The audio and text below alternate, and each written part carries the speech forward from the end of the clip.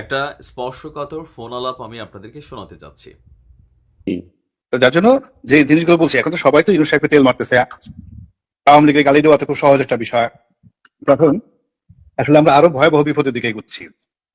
মনে করেন যে বিরাজনীতিকরণ, এখন যে জিনিসটা হচ্ছে সেটা হলো রাজনীতির বিরাজনীতিকরণ। এখন আওয়ামী লীগের শেষ করা হয়েছে, ঠিক আছে, জি শেষ করা হয়েছে। এখন আহ জামাতকে পচানো হবে, তারপরে বিএনপিকে শেষ করা হবে, এরপরে রাজনীতির পুরো অঙ্গনটা শূন্যতা বিরাজ করবে, বুঝতে পারছেন? তখন এনিথিং মাইট হ্যাপেন, যে কোনো সময় যে কোনো ঘটনা ঘটে যেতে পারে, বুঝতে পারছেন? জি জি জি তো এই ফোন আলাপটা ফেসবুকে ইতিমধ্যে ভাইরাল। আমি সেই ভাইরাল ফোন আলাপটাই শোনাচ্ছি যে ডক্টর ইউনূসের সরকার বিএনপি এবং জামায়াত নিয়ে গোলাম মাওলা রনির যেই ভাইরাল ফোন আলাপ, যেটা এই মুহূর্তে ডক্টর ইউনূসের সরকারের জন্য খুবই বড় একটা বিপদ ডেকে আনবে। পাবলিক যদি এটাতে বিশ্বাস করে তাহলে এখানে নানান ঘটনা ঘটতে পারে। তবে আপনারা একটু শিওর করেন যে এটা গোলাম মোল্লা রনির ভয়েস নাকি নাকি অন্য কারো, বাট আমার কাছে মনে হয়েছে 98% এটা ওনারই ভয়েস। এখন যার সাথে কথা বলছিলেন তিনি সম্ভবত কোনো একটা ইসলামিক দলের একজন লিডার। গত 5ই আগস্টের আগ পর্যন্ত গোলাম মোল্লা রনির যে বক্তব্য ছিল সেগুলো ছিল এক ধাঁচের। যখন 5ই আগস্ট হলো, দু একদিন ভালোই ছিল।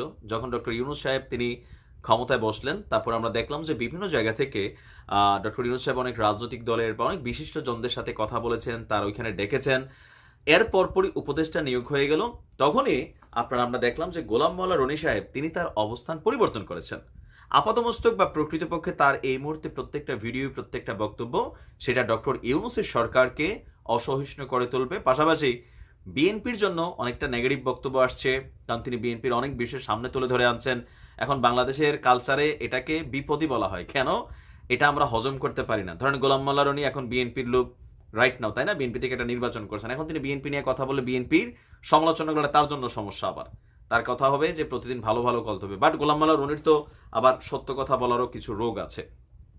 এই ফোন আলাপটার মূল যেটা ইস্যু, যে 111 সরকারের সময় আপনাদের খেয়াল থাকার কথা যে -2 ফর্মুলা ছিল, বিএনপি এবং আওয়ামী লীগকে রাজনীতি থেকে সরিয়ে দিতে হবে। অ্যাজ এ রেজাল্ট তৎকালীন সময়ে আওয়ামী লীগের সভানেত্রী বা বিএনপির যিনি সভানেত্রী আছেন তাদেরকে গ্রেপ্তার করা হয়েছিল। আর দীর্ঘ 1 থেকে 2 বছরের মধ্যে আর্মি সরকার, তৎকালীন সময় মঈনুদ্দিনের যে সরকার ছিল, এটাকে ব্যালেন্স করতে পারে নাই। দিন শেষে সেফ এক্সিট কারা দিবে? তো যতটুকু আমরা শুনছি বেগম খালেদা জিয়া তিনি আপনার এটার পক্ষে ছিলেন না, আওয়ামী লীগ এটার পক্ষে ছিল, যার কারণে আওয়ামী লীগের হাতে ক্ষমতা বুঝিয়ে দিয়ে সেফ এক্সিট নিয়ে গেছে। এখন ডক্টর ইউনূস আবারও ঠিক একই প্ল্যান করছেন। তার মাথায় হচ্ছে আওয়ামী লীগ তো ভ্যানিশ, জামাতকে পচানো হবে, বিএনপিকে অস্তিত্ববিহীন করে দেওয়া হবে। আর এই হিসাবে তিনার যে বিভিন্ন বক্তব্য বা ফোন আলাপ, সেখানে একটা জিনিস তিনি যেটা ভবিষ্যৎবাণী করছেন 10% কিন্তু মিলে যায়। কোন 10% মিলে যায়? যেমন তিনি যেটা বলছেন যে ইউনূস সরকার যদি বেশি দিন ক্ষমতাটা ধরে রাখে সেটা বিএনপির জন্য ঝামেলা। কেন ঝামেলা? ওই যে আমি বলছি না যে এই মুহূর্তে সারা বাংলাদেশে বিএনপির নামধারী 5% কর্মী আছে, এটা আওয়ামী লীগের মধ্যে আছে, ছিল। এমনকি এই সংখ্যাটা 5-এর থেকে আওয়ামী লীগের 95 হয়ে গেছিল, যার কারণে আওয়ামী লীগের এই পরিণতি। বিএনপিতে এখন একটা 5% আছে। এরা কারা? লুটপাটকারী। আওয়ামী লীগের বিভিন্ন অনেক মানুষের বাড়িঘর এরা হানা দিছে, টাকা পয়সা নিয়ে গেছে, ব্যবসা প্রতিষ্ঠানগুলোকে দখল করছে, ভাঙচুর করছে। এখন আবার আওয়ামী লীগ নাই, রাস্তায় এরাই নেমে গেছে চাঁদাবাজি করতে, এলাকার ভিতরে মামলা হামলার খেলা শুরু করে দিছে। এই 5% লোকের activities social media platform, television, streaming মিডিয়ার মাধ্যমে মানুষের সামনে চলে আসছে, যার কারণে বেগম খালেদা জিও ট্রলের শিকার হচ্ছেন। আওয়ামী লীগ বিএনপিকে মুদ্রার একপিট ওপিট মানে এপিট ওপিট বলে জনগণ সোশ্যাল মিডিয়াতে কিন্তু তারা একটা রিয়াকশন দেখাচ্ছেন। এই অ্যাঙ্গেলে জামাত ভালো অবস্থানে আছে। তো রনি এই কথাগুলো বিভিন্ন সময় বলছেন যে এগুলোতে হবে কি, যে ইউনূস সাহেবের সরকার যদি 1 বছর ক্ষমতায় থাকে তো বিএনপির নেতারা হাইকমান্ড যেই কন্ট্রোলিং করার ট্রাই করছেন সেটা গ্রাস লেভেলে নেতাকর্মীরা পাত্তা দিচ্ছে না। আর যার কারণে বিভিন্ন ধরনের অ্যাক্টিভিটিস তারা ঘটাচ্ছে, মানুষের কাছে এগুলো চলে আসতেছে। বিএনপি হাইকমান্ড নানানভাবে ট্রাই করছে এটাকে স্টপ করার জন্য, এটা সত্য। তো অনেক জায়গায় তারা ব্যর্থ হচ্ছে, আর এগুলোতে মানুষের কাছে অনেক ধরনের নেগেটিভ ইমেজ ক্রিয়েট হচ্ছে বিএনপির। এভাবে চলতে থাকলে আগামী 6 মাস পরে বিএনপির অস্তিত্ব আসলেই জনগণের কাছে বিপদে পড়বে, এটাও কিন্তু সত্য। তবে নির্বাচন হবে কিনা, এখন তিনার যে বক্তব্য গোলাম মোল্লা রনির, তার বক্তব্য শুনে তো মনে হয় যে নির্বাচনই হবে না। এখন জামাতকে কিভাবে পচানো হবে সেটাও আমি জানি না, বিএনপিকে কিভাবে মাটিতে মিশানো হবে, এটার জন্য যে 5% নেতাকর্মী এটা সংখ্যা বাড়তে থাকলে মানুষের কাছে এটা মাটিতে মিশা যাবে, এটাও বাস্তব। তখন একটা নির্বাচনের মাধ্যমে এখানে আসলে কাকে ক্ষমতায় আনানো হবে, তবে আর্মি সরকার ক্ষমতায় বসবে না, আমরা আমাদের সেনাবাহিনীর যতটুকু ভূমিকা দেখছি বা বিভিন্ন অ্যাক্টিভিটিস দেখছি।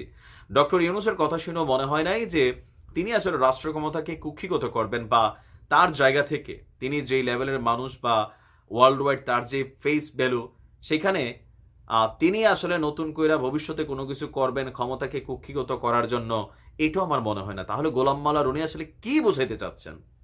জনমনে বিভ্রান্তি ছড়াতে চাচ্ছেন ডক্টর ইউনূসের সরকারকে আনস্টেবল করার জন্য, নাকি আসলে তার যে অ্যানালাইসিস এটা আসলে সত্য, এখানে নতুন কোনো তো কার্যক্রম একটা হবে যেটা নিয়ে আমরা হয়তো এখনো কল্পনাও করতেছি না।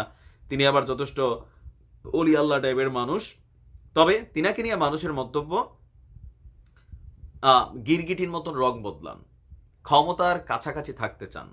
কেউ বলছেন যে তিনি উপদেষ্টা হইলে ভালো হইতো, তিনি উপদেষ্টা হওয়ার জন্যই অনেক চেষ্টা করছেন যে তাকে ডক্টর ইউনূস ডাকুক।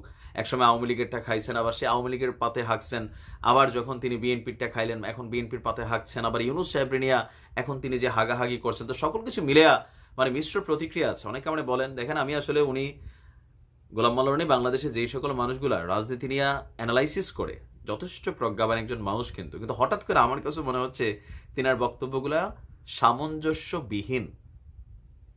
মানে কি বলেন আমি তো বুঝি না, এত ছোট মানুষ, তো আপনারা যারা বিচক্ষণ আছেন নিশ্চয়ই বুঝছেন। ভালো থাকুন, আসসালামু আলাইকুম।